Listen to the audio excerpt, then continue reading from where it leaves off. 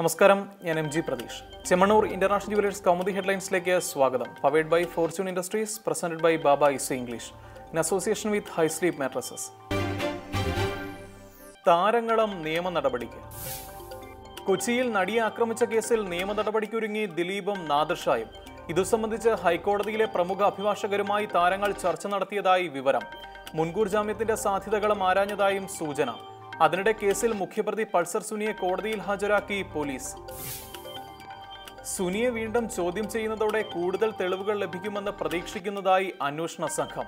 ഇതുവരെ ലഭിച്ച മൊഴികളിലും തെളിവുകളിലും കൂടുതൽ വ്യക്തത വരുത്താനുണ്ടെന്ന് പോലീസ്. നീക്കം സുനിയിൽ നിന്നും നേരത്തെ ലഭിച്ച മൊഴിയും ദിലീപിൽ നിന്ന് ലഭിച്ച മൊഴിയും തമ്മിലെ പൊരുത്തക്കേട് കണക്കിലെടുത്ത്. അതേസമയം പൾസറുമായി ബന്ധമുണ്ടെന്ന പുതിയ തെളിവുകളുടെ അടിസ്ഥാനത്തിൽ ദിലീപിനെയും നാദിർഷയെയും വീണ്ടും ചോദ്യം ചെയ്യും. രണ്ടാം ഘട്ട ചോദ്യം ചെയ്യലിൽ താരങ്ങൾക്ക് പുറമെ കാവ്യയുടെ അമ്മയും. നീക്കം കൂടുതൽ ശാസ്ത്രീയ തെളിവുകൾ ലഭിച്ച സാഹചര്യത്തിൽ മൂവരിൽ നിന്നും കൂടുതൽ തെളിവുകൾ ലഭിക്കേണ്ടതുണ്ടെന്നും പോലീസ്. ക്ലൈമാക്സ് തേടുന്ന തിരക്കഥ. കൊച്ചിയിൽ നടിയെ ആക്രമിച്ച കേസിൽ അന്വേഷണം അവസാന ഘട്ടത്തിലേക്ക്. പ്രതികളെ അറസ്റ്റ് ചെയ്യാൻ തക്ക നിർണായക വിവരങ്ങൾ ലഭിച്ചെന്ന സൂചന. പരിശോധിച്ച ദൃശ്യങ്ങളിൽ പൾസർ സുനിയും നടിയും ഉൾപ്പെട്ടിട്ടുള്ളതായി അന്വേഷണ സംഘം. നടന്നത് ക്രൂരമായ ലൈംഗിക അതിക്രമമെന്നും ലഭിച്ചത് 2.5 മിനിറ്റ് ദൈർഘ്യമുള്ള ദൃശ്യങ്ങളെന്നും പോലീസ്. കേസിൽ ഉന്നതർ ഉൾപ്പെട്ടിട്ടുണ്ടെന്ന് സ്ഥിരീകരിച്ചിട്ടുണ്ടെങ്കിലും ചെറിയ വീഴ്ച പോലും സർക്കാരിനെ പ്രതിക്കൂട്ടിൽ നിർത്തുമെന്നതിനാൽ പഴുതുകൾ എല്ലാം അടച്ചതിനു ശേഷം മാത്രം അറസ്റ്റിലേക്ക് കടന്നാൽ മതിയെന്ന ഉദ്യോഗസ്ഥർക്ക് പോലീസ് മേധാവിയുടെ നിർദ്ദേശം. നടി അക്രമത്തിനിരയായതിന്റെ ദൃശ്യങ്ങൾ ലഭിച്ച സാഹചര്യത്തിൽ ഗൂഢാലോചന തെളിയിക്കുന്നതിനുള്ള അവസാനഘട്ട ശ്രമത്തിൽ പോലീസ്. സംഭവത്തിൽ സിനിമാ പ്രവർത്തകരുടെയും കുടുംബാംഗങ്ങളുടെയും പങ്കിനെക്കുറിച്ച് കൂടുതൽ സംശയങ്ങൾക്ക് വഴിവെച്ചത് നാദിർഷയുടെ നിസ്സഹകരണമെന്ന് റിപ്പോർട്ട്. ആലുവ പോലീസ് ക്ലബ്ബിലെ ചോദ്യം ചെയ്യലിൽ നാദിർഷ ദീർഘനേരം മൗനം പാലിച്ചെന്ന് വിവരം. സുനിൽകുമാറുമായി നടത്തിയ ഫോൺ സംഭാഷണങ്ങളുടെ വിശദാംശങ്ങൾ വെളിപ്പെടുത്താൻ താരം തയ്യാറായില്ലെന്നും റിപ്പോർട്ട്. അതേസമയം നടിക്കെതിരായ അപകീർത്തി പരാമർശത്തിൽ WCC നൽകിയ പരാതിയിൽ വനിതാ കമ്മീഷൻ ഇന്ന് തുടർ നടപടി സ്വീകരിക്കും. നടിയെ സംശയത്തിന്റെ നിഴലിൽ നിർത്തിയവർക്കെതിരെ കടുത്ത നിലപാട് സ്വീകരിക്കുമെന്ന് MC ജോസഫൈൻ. മൂന്നാറിൽ ചർച്ച.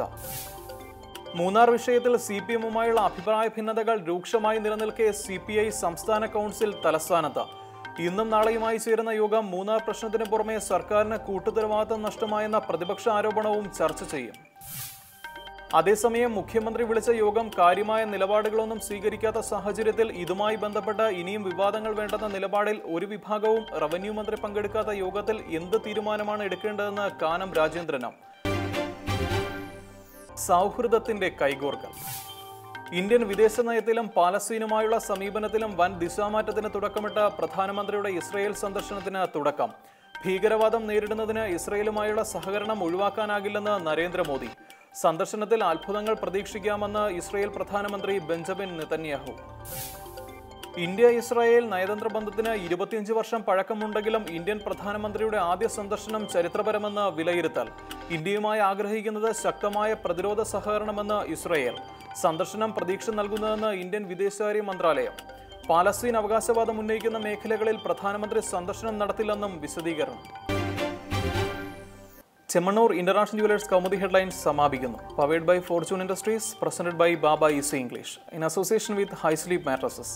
അടുത്ത ഹെഡ്ലൈൻസ് 1 മണിക്കൂറിന് ശേഷം. നമസ്കാരം.